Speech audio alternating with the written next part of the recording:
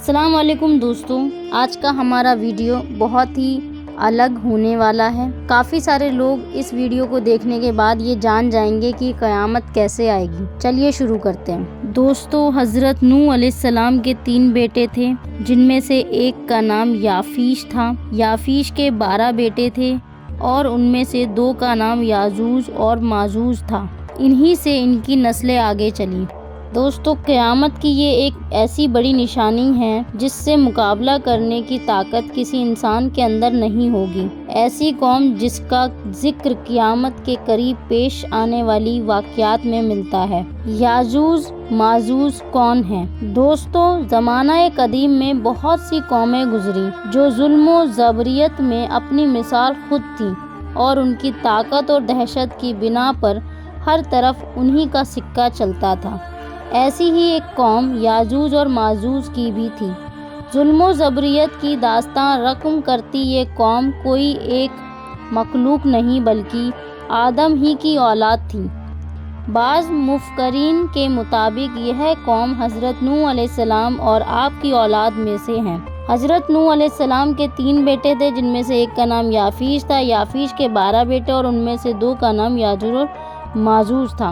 इन्हीं की नस्लें आगे चली। हज़रत ज़ुल्करनैन कौन है? इसके अलावा याजूज और माजूज के साथ ही जो अहम नाम ज़ेर तज़किरा आता है वह हज़रत ज़ुल्करनैन का है। दोस्तों, हज़रत ज़ुल्करनैन के बारे में कहा जाता है कि ये कोई नबी नहीं बल्कि अल्लाह के एक नेक बुज़ुर्ग बंदे और बादशाह थे, जिनको ज़ुल्करनैन का लक़ब चंद वजूहात के बिना पर दिया गया था।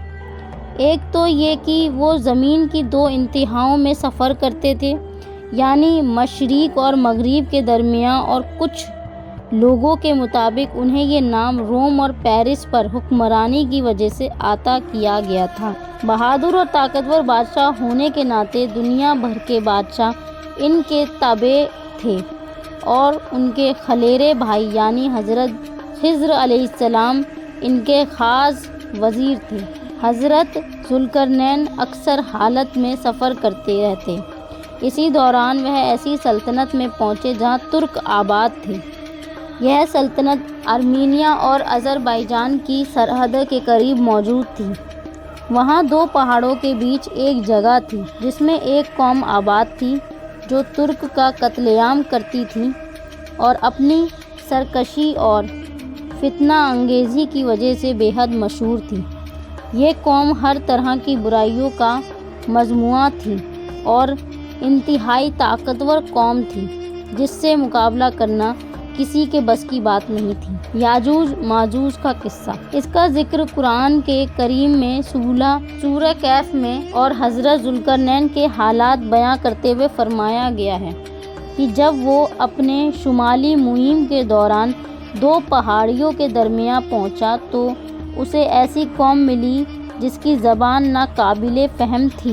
जब तर्जुमा के ज़रिए गुफ्तगू हुई तो उन्होंने अर्ज़ किया कि याजूज और माजूज इस मुल्क के बड़े फसादी हैं। अगर आप इनके और हमारे बीच में एक दीवार खड़ी कर दें तो हम आपके लिए खर्च का इंतज़ाम करेंगे। हज़रत ज़ुल्करनैन ने बग़ैर किसी खर्च या मुआवजे के सिर्फ सवाब की नीयत से इस काम को करने का रज़ामंदी ज़ाहिर कर दी और उन पहाड़ों के दरमियान लोहे और पिघले हुए तांबे के मजबूत दीवार खड़ी कर दी, जिससे वक्ती तौर पर याजूज और माजूज का फितना दब गया।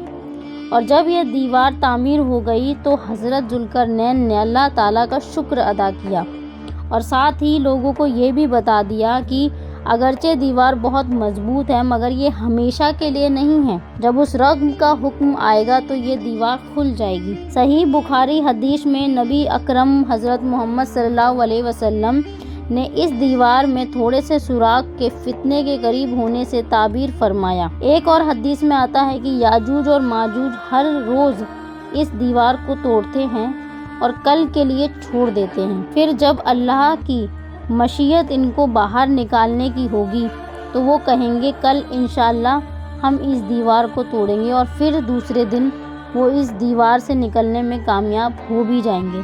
जब ये कौम आज़ाद हो जाएगी तो तबाही मचाते हुए निकल पड़ेगी और ان کا پہلا گروہ بحر تربیہ تک پہنچے گا اور اس جھیل کا سارا پانی پی جائے گا۔ اسی طرح جب آخری گروہ وہاں پہنچے گا تو وہ حیران ہو کر کہے گا کہ یہاں کبھی پانی ہوا کرتا تھا۔ پھر یہ قوم ہر طرف فساد برپا کر دے گی اور ہر بلندی سے اترتی ہوئی نظر آئے گی، اور ایسا وقت آئے گا کہ ساری زمین پر ان کا ہی قبضہ ہوگا۔ جب یہ قوم یروشلم کے پہاڑ پر پہنچے گی تو کہے گی اب تمام زمین پر ہمارا قبضہ ہے، اور آسمان کی طرف تیر برسانا شروع کر دے گی اور وہ تیر خون سے رنگے ہوئے واپس لوٹیں گے۔ نبی اکرم صلی اللہ علیہ وسلم نے ان کا حلیہ بتایا کہ ان کے قد چھوٹے ہوں گے اور چوڑے چوڑے ہوں گے، چہرے ان کے چوڑے چوڑے ہوں گے اور ان کی آنکھیں چھوٹی سی ہوں گی۔